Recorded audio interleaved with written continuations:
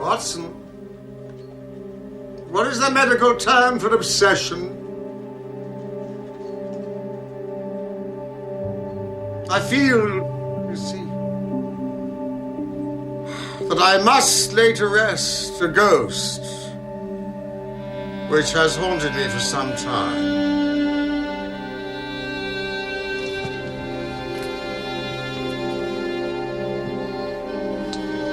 I shall be away for several weeks in the Highlands.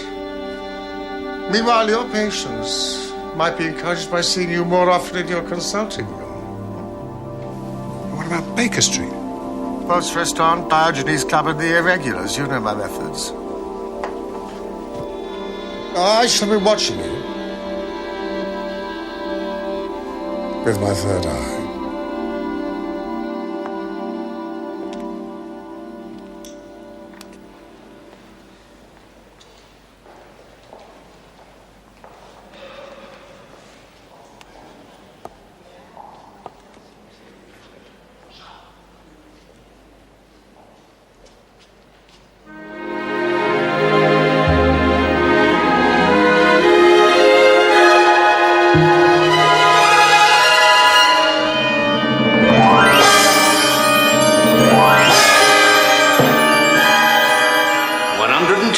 Sir.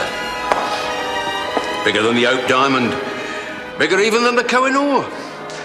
No wonder the Froggies are anxious to get it back. Closing in 10 minutes, sir. Get out!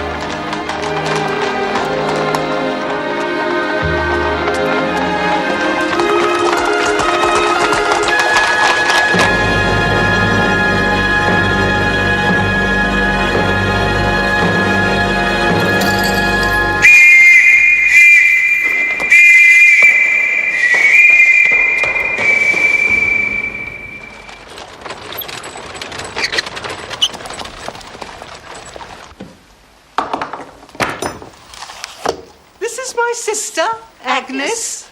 Do you not perceive the strong family resemblance between us? It's the bone structure. Peculiar to the Garridebs, be they male or female, don't you know? And this is Emily. Emily?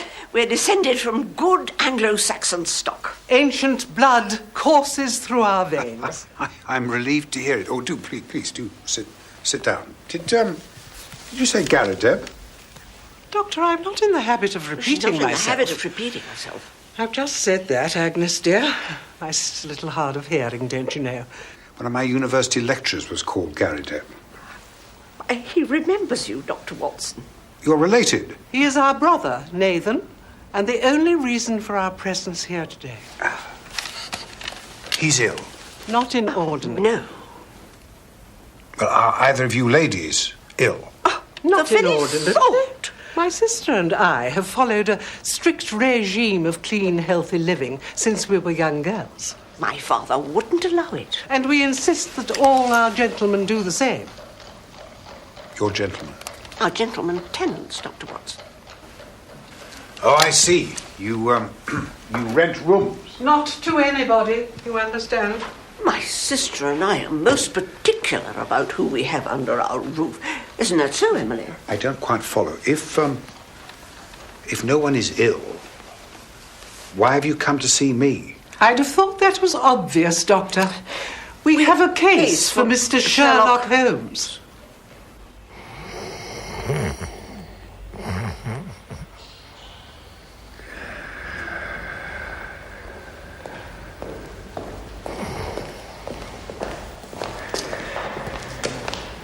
Mycroft, wake up.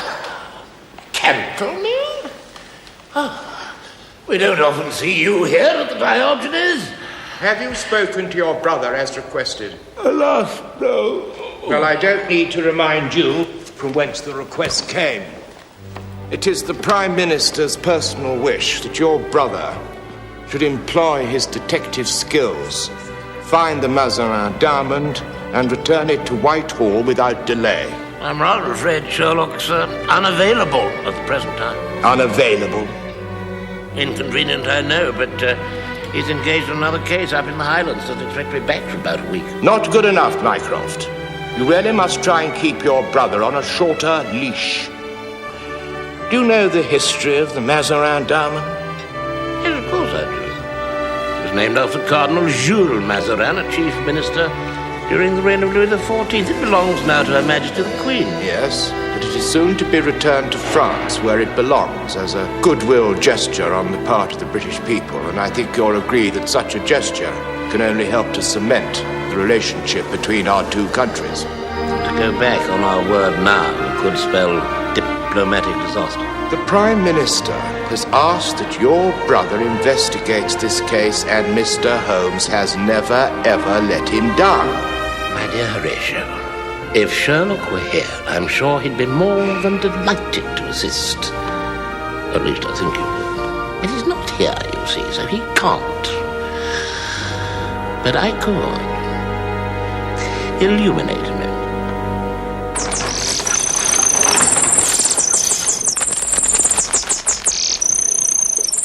He came to the house yesterday. Who did? The American. An American came to your house to visit your brother and offered him a large sum of money. $5 million. $5 million? $15 million to be divided between 3 people. With the same name, Gary Deb. But only male Gary Debs can share the fortune. Like my brother. And the American. But it's as plain as a pikestaff, Doctor. Oh. He's not a real Gary Deb at all. No, he says he is, but we know otherwise, don't we, Emily? You do? How?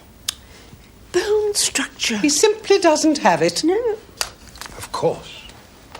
Bone structure. Whoever he is, the man's an absolute cat. Mycroft, think of the country. Imagine if the Mazarin diamond was never found. Or turns up again in a variety of different shapes. Now, ladies, if you'll excuse me, there are patients waiting to be seen. Here is our card, Doctor.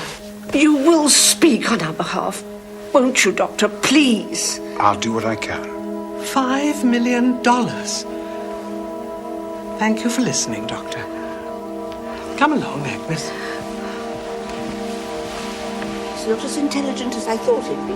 The name Garadeb will almost certainly mean nothing to you, but I feel I should relay the particulars of a most extraordinary tale.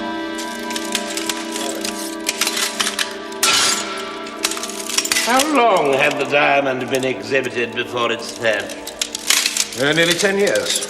Inside the same glass case? Yes, as far as we know. Has this lock ever been changed? The whole gate would have to be replaced, Mr. Holmes. Nothing was left to chance. Inspector, whoever took the diamond was able to walk in here without any apparent difficulty. Since there are no marks or scratches on the lock to suggest it was forced, we may safely conclude the thief had a key.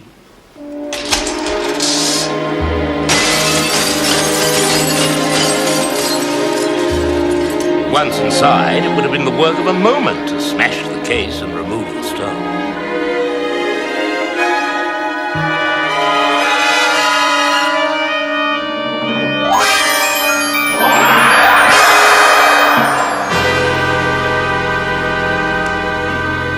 I gather you were unconscious at the time of the theft, is that correct? Oh, that's right, sir. So? Well, I was just seeing out the last of the public and getting ready to lock up for the night when he came at me. You saw him? No, sir. Before I could turn around, he clobbered me and I went down. You seem confident that your attacker was a male who acted alone. Oh, I suppose so, sir. But I couldn't swear to it. As far as I knew, the count had gone and the museum was empty. Count? Count Silvius was the last member of the public to leave the building before the attack happened. Count Negretto Silvius. We've spoken to him. He remembers seeing nothing untoward. He would. And the Commissioner himself has asked me not to pursue that line of inquiry. Count was lucky, sir. If he stayed any longer, he might have got clobbered as well.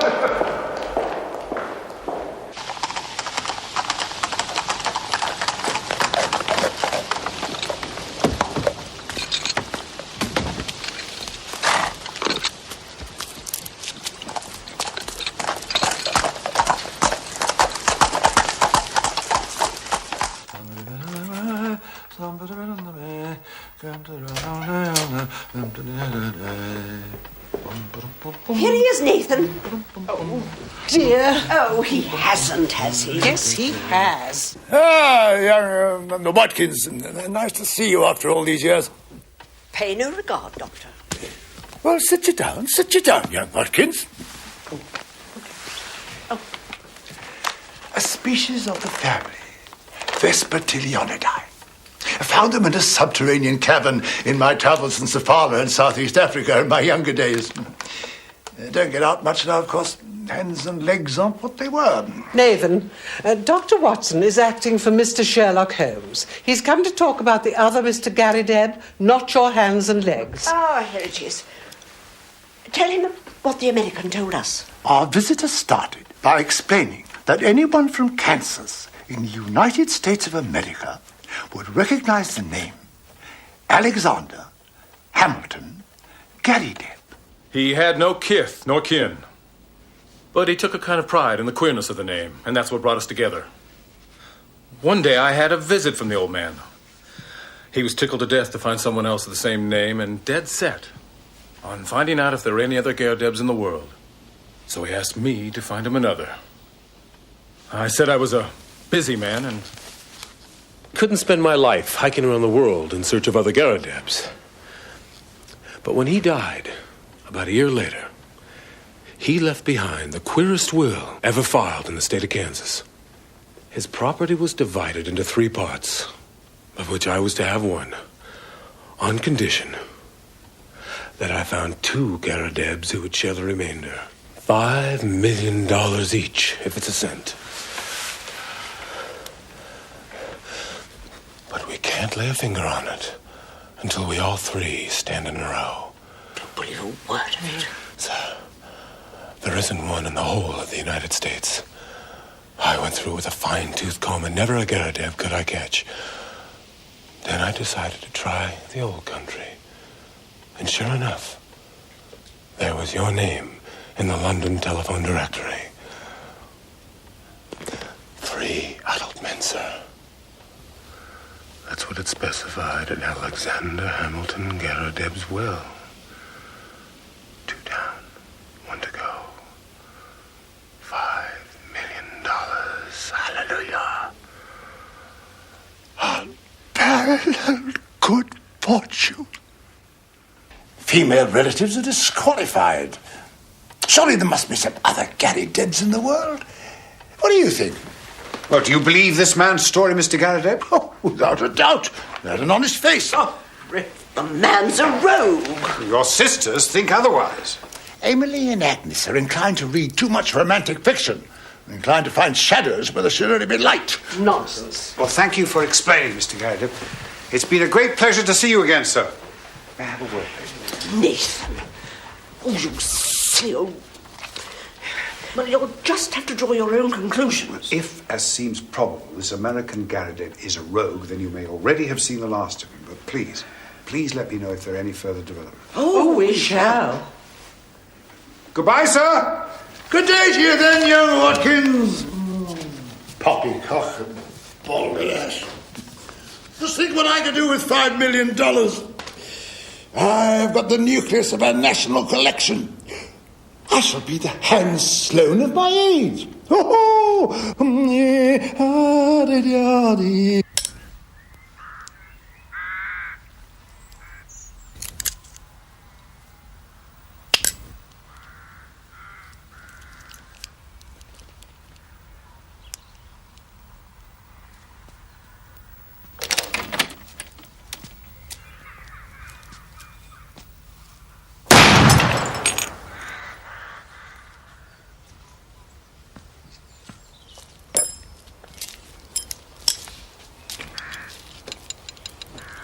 Mycroft Holmes. Well. First the police, and now you. You come to find where I am hiding the Mazarin store? I didn't expect a confession, Count. Then you won't be disappointed. Please, if you wish. Be careful. It's a hair trigger.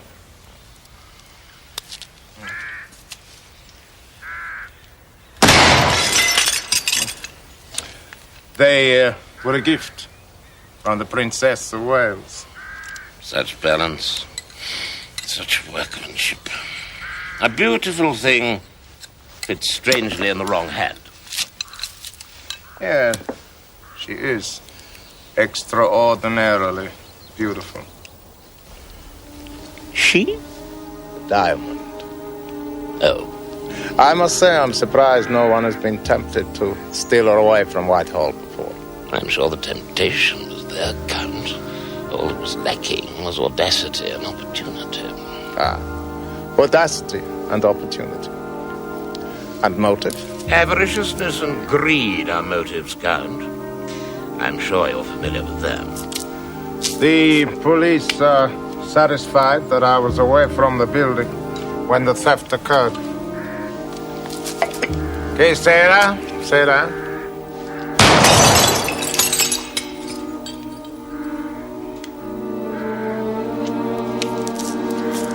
I'm following my own line of inquiry, as my brother did with Miss Minnie Warrender when she accused you of stealing her jewels. My conscience is clear.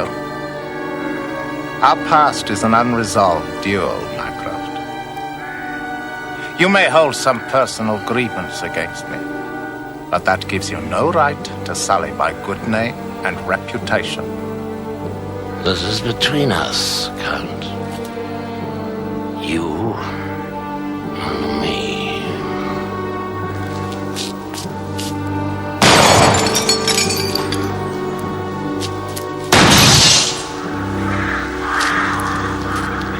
Oh, do forgive me. It's a hair trigger.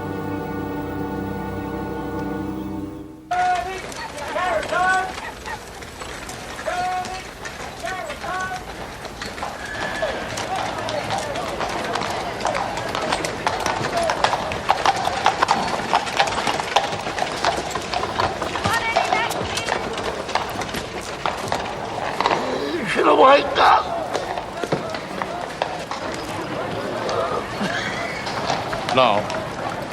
No, won't be necessary. Right, you're welcome. Walk on, Bobby.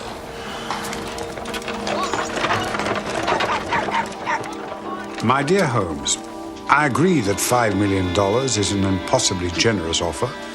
But for the sake of my old tutor, I hope it doesn't prove to be false. I'm sorry to disturb you, Doctor. There's a Mr. Gary Debb to see you. Thank you, Mrs. Hudson. Show him in.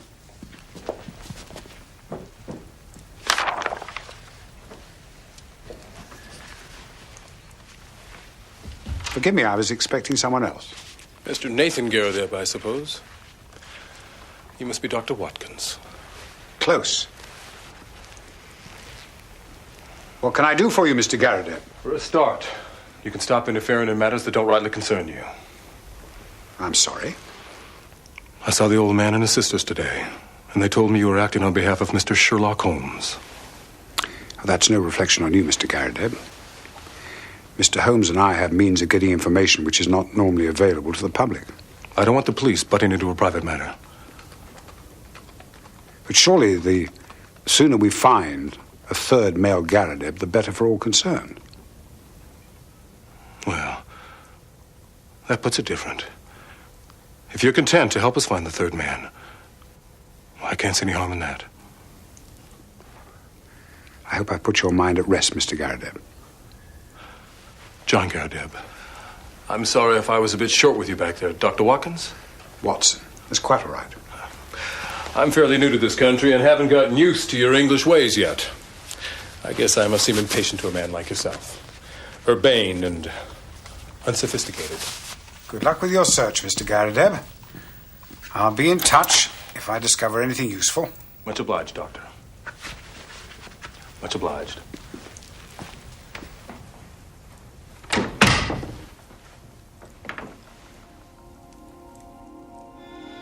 John Garrideb has an English coat, frayed at the elbow and trousers, bagged at the knees with at least a year's wear. Despite what he says, I'll wager that he hasn't just arrived in this country. You would hardly refuse to trade with someone who possessed a diamond of exceptional quality? That depends, Mr. Mycroft. Oh? On what? The provenance of the diamond, of course. Ah. Its legality. Even if it were brought to you by a respectable member of society? Her Majesty could offer me the crown jewels, and I'd still refuse to do business with her. Mm-hmm. Strange to think that pieces of crystallized carbon could be the cause of such great human happiness and tragedy.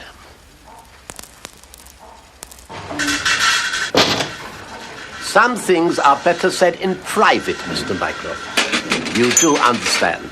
I think we understand each other. You have a reputable business. You can't afford to make mistakes. L'chaim. You were offered a diamond. Yes. I was interested, of course. He was willing to pay a lot of money. Who was? Tell me. The Count. And his name? Count Silvius. Well, that's no good to me, Aki. I need them within 2 days. With the greatest respect, sir, only Roger Presbury could have cut your diamond in less than a week, and he took his skills with him to the grave. Well then, I better find someone alive to do the work while there is still time. What can you do? Who was Roger Presbury? A true genius. In his hands, a lifeless, shapeless stone became a living, breathing work of art. Diamonds were his life. And his death. Indeed. He was murdered 5 years ago during a quarrel about some gems. Such a tragedy. Did you see the Count's diamond? Alas, no. But he did give me a description of it. He described a round stone of finest purity and color, approximately 100 carats in weight. 110, Mr. Mycroft. But a little too close for comfort to a description of the Mazarin stone. I've taken up enough of your time. Not at all, Mr. Mycroft, sir, not at all.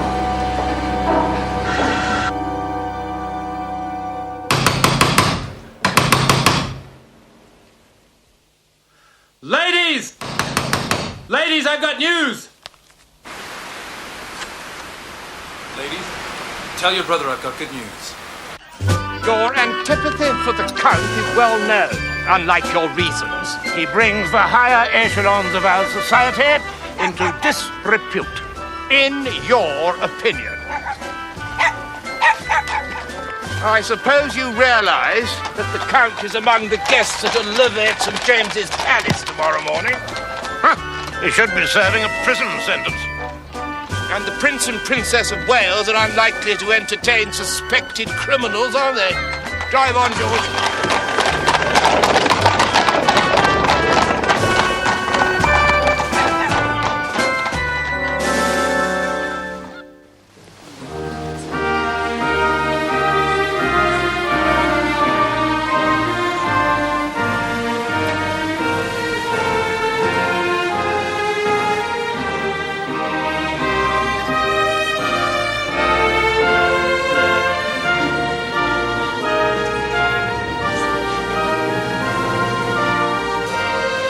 Enchanting. You are an incorrigible flatterer, Count Silvius. Bertie would be most disturbed if he knew of your attention. Your most humble servant, Ma.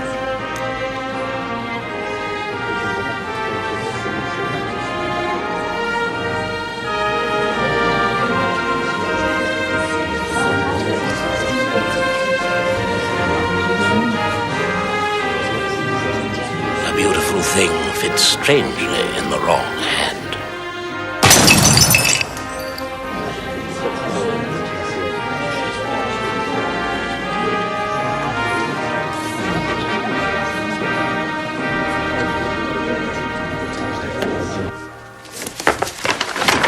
There.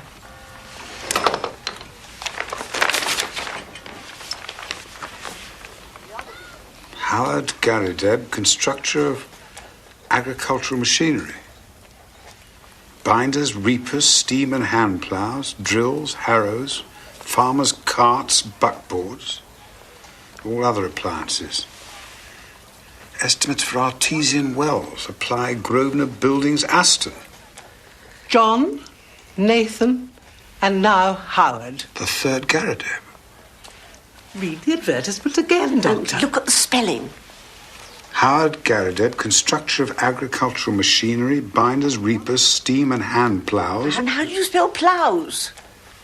Plows? Oh, that's American spelling. Well, it could be a printer's error. Buckboards. Artesian wells in Birmingham. So, you're implying that this advertisement has been written by an American, John Garideb. And this Howard Garideb simply doesn't exist. And yet he has asked Nathan to meet him in his office alone tomorrow night in Birmingham. Now, something is wrong, Doctor. Terribly wrong.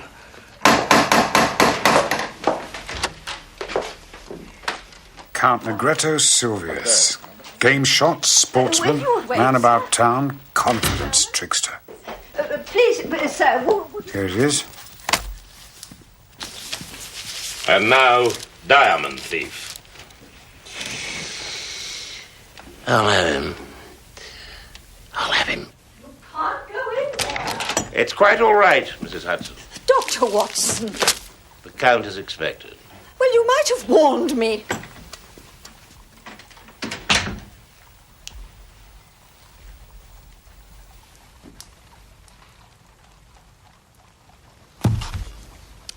I want to talk to this man in private. Stay where you are, Watson.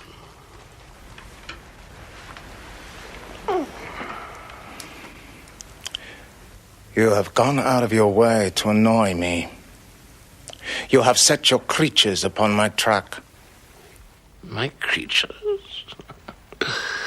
I assure you no. 2 days ago it was a cabman. Today some booming old fool at the palace. You give my little impersonations too much praise. So, you admit that you have dogged me. Why? I want the Mazarin stone. You've come here to find out how much I know and how far my removal is absolutely essential. Well, I know everything except one thing which you are now about to tell me. Where is the Mazarin stone? Well, how the devil should I be able to tell you where she is? Do you know what's kept in this notebook, Count? You are all here, every action of your vile and dangerous life. You know you will make nothing of that. Here is the robbery on the train de luxe to the Riviera. And here, in the same year, Count, is the forged check to the Crédit Lyonnais. No, you are wrong there. Then I'm right on the others. Now, Count, you are a card player. When the other fellow has all the trumps, it saves time to put down one's hand. What has all this to do with the Mazarin stone? I have the cabby who took you to Whitehall and brought you away again. I have the attendant who saw you lurking near the jewel case. I have the jeweler who refused to cut the stone up. That's the hand I play from. But one card is missing. Queen of Diamonds. You're wasting time if you believe I have her. Continue to dog me if it amuses you. Don't amuse me. And remember, hair trigger. How can he hope to dispose of it? The jeweler said it would take weeks to cut up the stone. Only a man called Presbury could do it in less time. And he's dead. But the man who killed him may still be alive. What does he mean by hair trigger? He means I won't die in my bed.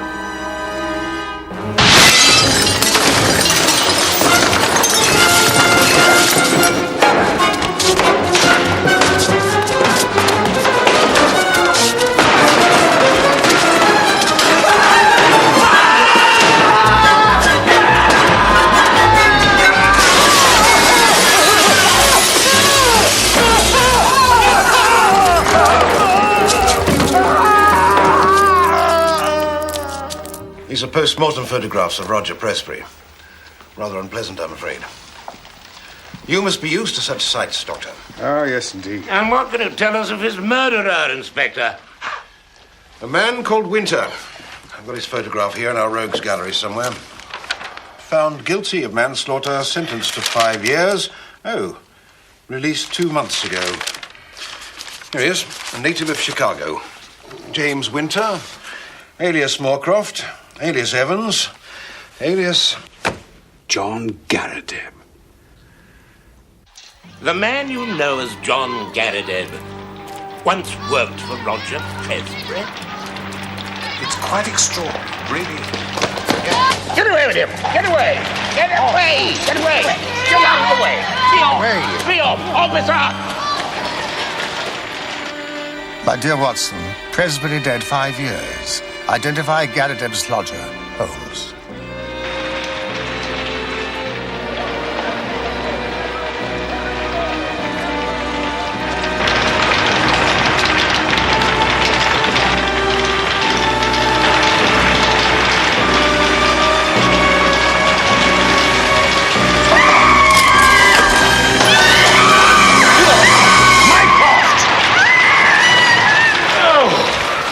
God, I thought it was you. This is proof. He feels my boot very close to his backside. It must be very wearisome for you trying to keep this place tidy, Mrs. Hudson. My sister and I are quite used to clutter. It seems that this John Garrideb is an imposter. His name is Winter. Well, I told you, Emily. I didn't like his eyes. It was the bone structure, dear. You simply didn't have it. A telegram arrived a moment ago. Thank you, Mrs. Hudson. Now, ladies, please. Please come to workshop. Urgent information. Ike. It is very important that you tell me about your American lodger and why he left your household. Well, he didn't leave. He simply disappeared. Do you remember when? When? Oh, dear. Must, 4 or 5 years ago. Isn't that right, Emily? Give or take a few months, yes, dear. Then your brother took over his room. How clever of you to know that, Doctor. Miss Garrideb. Miss Garrideb. Oh. And Miss Garrideb. Watson, would you be good enough to escort these ladies home? I have urgent business to attend to. I'll follow you later. I'll try to persuade Nathan not to travel to Birmingham. We should be so grateful. It could cause irreparable damage to his health. Forgive me, ladies. 2 of the finest detectives it's ever been my privilege to meet. Such a card. I really am very sorry. What's done is done, Mr. Mycroft. Van Seder is in London. He plans to return to Amsterdam before tomorrow night. Who is Van Seder? He has a boat down on the Thames, I don't know where. He will take the Mazarin stone to Amsterdam. You're sure the stone hasn't been cut? Well, you see, it can be cleaved. Split down the grain with a single blow. Would Presbury's assistant have the necessary skill to cleave a large diamond? He may convince others that he has. but not me. The man is a criminal, Mr. Garrideb. But he doesn't exist. No. He doesn't exist. Trying to tell you that. Nonsense! You're jealous because I'm about to inherit $5 million. I have no right to insist, but it's my professional advice, Mr. Garrideb, that you should not travel to Birmingham. Out of my way, young Watkins, unless you wish to be trampled underfoot. When I return tomorrow, I shall be a wealthy man. Euston!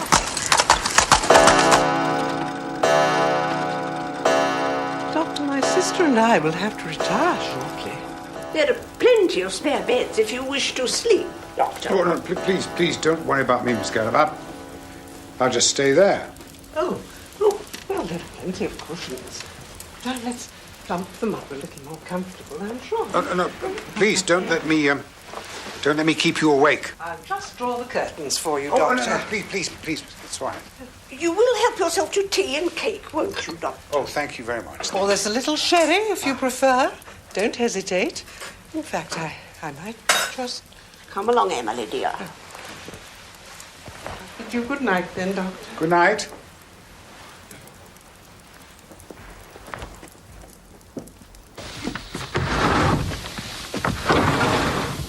Oh. All clear, is it? Yes. Splendid. Oh.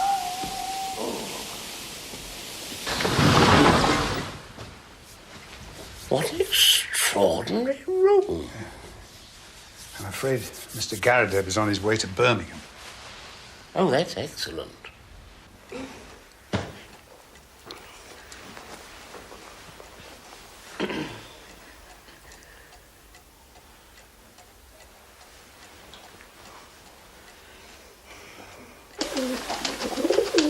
This is much more serious than I thought, Watson. You may need this.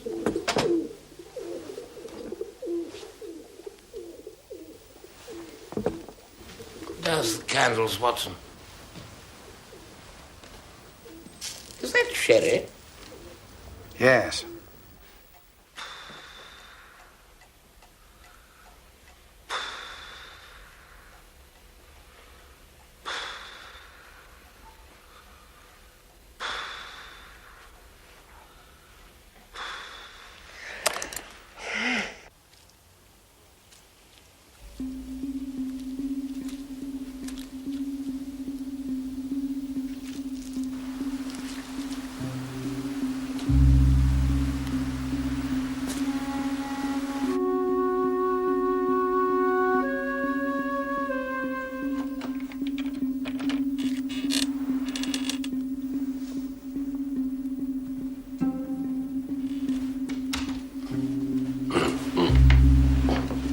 Not bad, this sherry.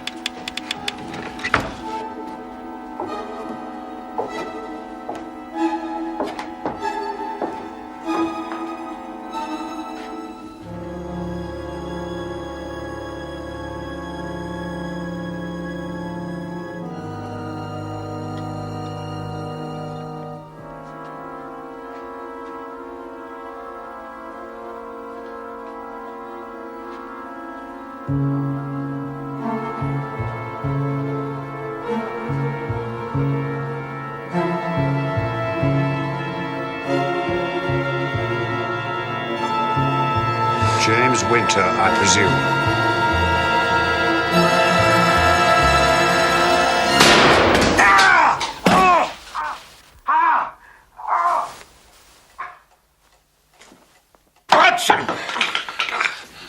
Are you all right? I saw the gun in his hand. I didn't... You got the wrong man. I think not, Mr. Winter. It was Presbury's idea. Presbury's dead. When he was alive, sir. You've got to believe me. He went to the museum every week for 3 years. All the while figuring out a way to steal the Mazarin stone and hack it up. Making the duplicate key was easy. Before he had a chance to use it, he died. He was murdered for that key. Not by me, sir. I'm sorry, Doctor. I told the jury so at the trial. It was some argument over jewelry. But they didn't believe me. Did you steal the Mazarin stone? No, sir. I did not. I didn't mean to hit you with it. I'm sorry. Then who did? Presbury's murderer. The only other man who knew of his plan to steal it. And the only man cool enough to take a diamond out of Whitehall. And the man for whom you spent 5 years of your life behind bars. It suited us both to work together. Please, let me help you. He could steal it, and I could use Presbury's equipment to cut it up fast. But Nathan Garideb was in the way. Yeah. And I was the only one who knew the location of his workshop. Can you wonder I wanted to get to it? And can you wonder when I found this crazy boob of a bug hunter squatting right on top of it and never quitting his room? Well, I had to do all I could to shift him. Easy. Would have been a whole lot easier to put him away. But I'm a soft-hearted guy. As your Lord Byron said, he was the mildest-mannered man who ever cut a throat. Where is the Mazarin stone? My associate is bringing it here with him. But I guess now we'll have to forego cleaving it before shipping it to Amsterdam. By Van Sedder? Yes. It's already on its way to Amsterdam. Your associate has betrayed you just as he's betrayed so many others. He and I made a deal. And a gentleman always keeps his word.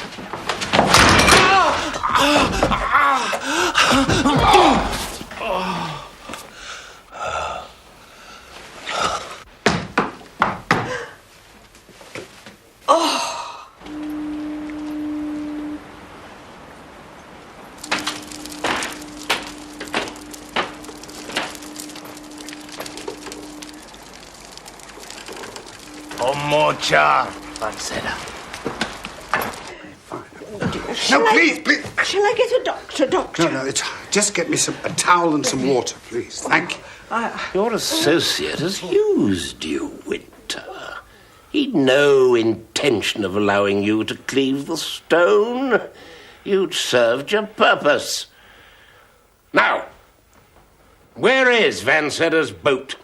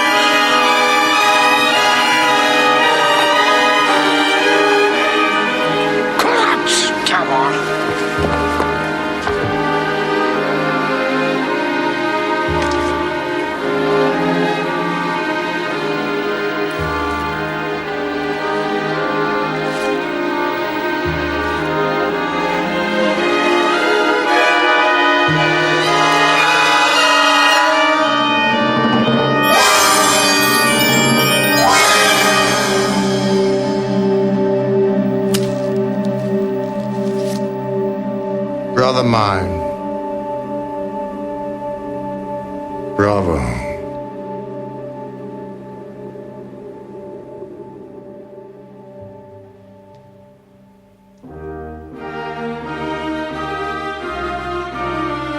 Je suis enchantée.